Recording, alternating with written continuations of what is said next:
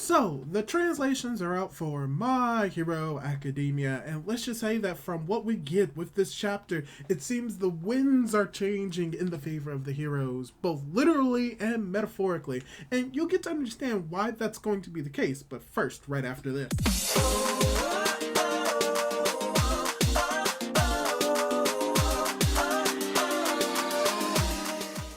Hey guys, how's it going? It is your boy, Manga Drew, and I'm here to do my manga review for My Hero Academia Manga Chapter 404. And let's just say that when it comes to this chapter, it's not as bombastic as the previous chapters. It's pretty much setting up for what is to come within the next few chapters, but from what we get from a thematic point with this chapter, I do honestly think that it is palpable and may be reinforcing one of the more thematic elements of My Hero Academia that we've seen to date. So it's going to involve a lot about what we've known about in the past, very specifically when it comes to Night Eye's prediction involving All Might's death, and it's going to involve a lot of setup that we've seen not just in this arc, but over this entire act, if not the entire series. So let's dive right into the chapter and talk a little bit more about it. So, the chapter actually begins with a pseudo flashback or referencing back to the Night Eye prediction about how All Might will encounter a villain that will kill him in a gruesome and unexpected death, as we get the implication of what All Might was doing in this moment, and what Night Eye saw is a childish All for One literally about to rip him in half in front of an entire audience online. And this is going to be very important to what we're getting in this chapter, because this chapter seems to be the conclusion of what was set up with Night Eye, which is the idea of like people's wishes can actually shape the future, and that this can be interpreted in two different ways. And one of those ways is most likely rooted in the idea of the butterfly effect, where one little action can have major consequences even if it is somewhere from a large distance. And we see that this could potentially be the case from what we've gotten not just within the arc and not just within the saga, but throughout the entire series. Because what we get in this chapter is that we get to see sort of kind of that Deku is willing to sacrifice his ability to take on Tomura on his own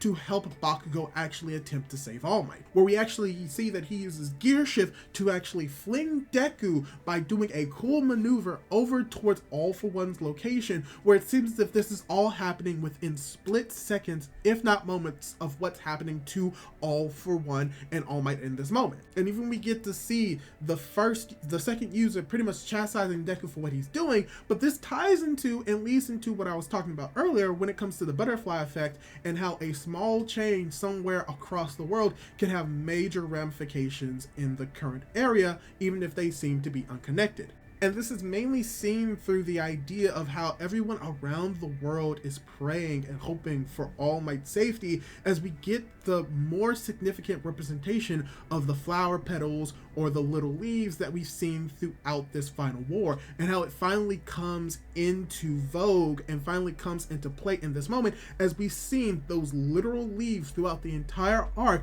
literally appear within the panels of this chapter right next to Deku. And the implication of, because of that feather and because of all of the things that have been happening around the world, that it was able to, for a single moment, give Bakugo enough energy and enough force to allow him to get to All for One in time to save All Might. Even when we see that Tomura is chastising him and saying that he doesn't make it, he does. And one implication that you can make is that due to the idea of the butterfly effect, that something that happened around the world, which is probably the people that we've been seeing praying and hoping for All Might to succeed and for All Might to win, are playing a major part in allowing for Bakugo to win. And even Bakugo himself declares that him saving All Might is him working together with Deku so that they can win this battle, as we see that he blows up All for One's arms. So it's very cool and interesting to see that this is something that potentially Horikoshi has been setting up throughout this arc, showing that the small changes and seeing everyone actually hoping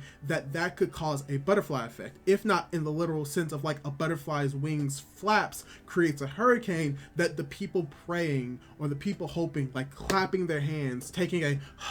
sigh of relief, or just taking in deep breaths, may have ramifications in Japan, which could have directly led to Bakugo being able to save All Might in this chapter. So just showing that even though it's only 2 people here, that this is going to be a victory, which is going to be the combination efforts of everyone across the world just having faith in the heroes and putting their faith in them. That is one implication and one translation that you can make from this chapter. But another way that you can interpret this, instead of it just being strictly the butterfly effect, is that this is just a literal energy that exists in the world of My Hero Academia. Because not only do we see that many of these different events and looking at different people around the world could be a consequence of the butterfly effect, but we also need to remember what Night Eye said, that the reasoning why the future was changed with Deku is because he had like the wishing energy, and so many people wishing for the victory and the safety of Eri actually was able to change the future, and how he believes that this energy may actually physically exist, which also makes sense for what we've gotten in this chapter. So it could be a literal metaphysical effect such as the butterfly effect, or it could be a literal tangible energy where we actually see a literal energy actually affecting Bakugo in this moment. And this is something that I really think that could fit either way with the setup that we've seen Horikoshi do throughout this entire arc. Because throughout this entire series, or at least within the final saga or the final arc, we've just been cutting back to people who are just random people around the world looking upon the battle with All for One, giving their thoughts, giving their opinions, really hoping for him to succeed, and how that was all setting up for this one moment to occur. And I think that if this is what Horikoshi intended, I think he did a very good job of trying to emphasize and explain it in a way that fits within the world of My Hero Academia based off things that we've had in the prior setup and the prior arc, specifically when it came to Night Eye. So whether or not you like the execution of what is being done in this chapter, I still think this is something that is very much valid to have within the story of My Hero Academia when it comes to teamwork, and how just trying your best can actually lead to positive results, and that an entire world of people working together may result in their inevitable victory, which kind of goes in counter to what All for One is, which is relying solely on himself to gain victory. And let me just give this slight retort that this chapter, while relatively short with 15 chapters, had 4 double page spreads, and probably my favorite of them is the scene where we see Bakugo literally being surrounded by everyone watching what is happening right now, and how Bakugo is trying to conclude his story arc in this moment while also applying to the larger themes of My Hero Academia.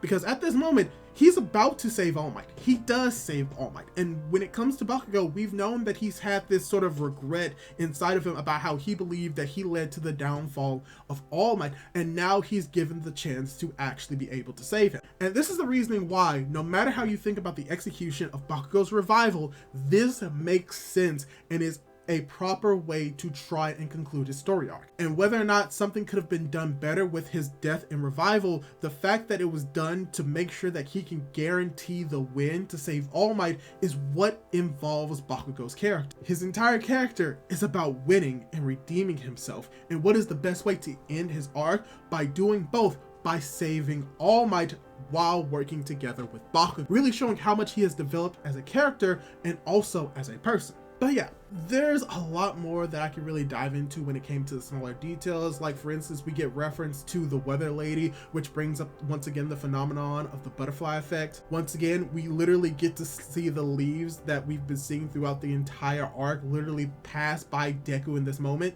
And like I said, whether or not it is a literal energy that is happening and is giving the people hope and faith that actually led to Bakugo's saving of All Might, or it's more of the scientific butterfly effect theory,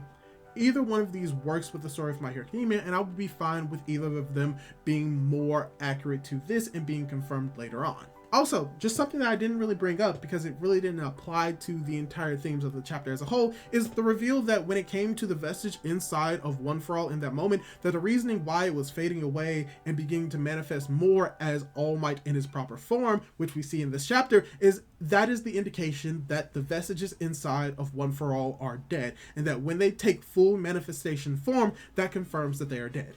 This is something that we were very unsure of when it came to the vestiges with inside of One for All, especially when it came to All Might, but we do get confirmation that if you have a fully realized vestige with inside the world of All for One and One for All specifically, then that means that you are actually dead, which is explaining why All Might was in the flaming vestige, because he's still alive. So maybe that could be foreshadowing to the idea that the next time that we see One for All in the Vestige world and All Might is fully manifested there, that means that he is confirmed dead. So at least we have a confirmation of determining whether or not All Might is going to be alive or dead. So that's cool in itself. But yeah, that's all I really have to say for this chapter. There isn't a whole lot that really happened in this chapter, but a lot of what we get is a little bit of cool action involving Bakugo and Deku, as well as just more confirmation of the themes, more of like teamwork and working together being manifested an actual phenomenon within the world of My Hero Academia. So overall, I enjoyed this chapter, and I am going to enjoy where this story is going to be going and whether or not we're going to get a proper battle with Bakugo against All for One and continuing the battle between All for One and Bakugo and Tomura and Deku. But yeah, that's all I really have to say. And let me ask you this. What did you think of the chapter? Did you like it? Did you dislike it? And do you think that my ideas of like the butterfly effect and that the physical energy manifesting in the world of My Academia is something beneficial to the story or detrimental? Leave your thoughts down below. And don't forget to subscribe to my YouTube channel for more content like this. Do all that cool jazz. And hopefully I'll be able to catch you in my next video. Goodbye!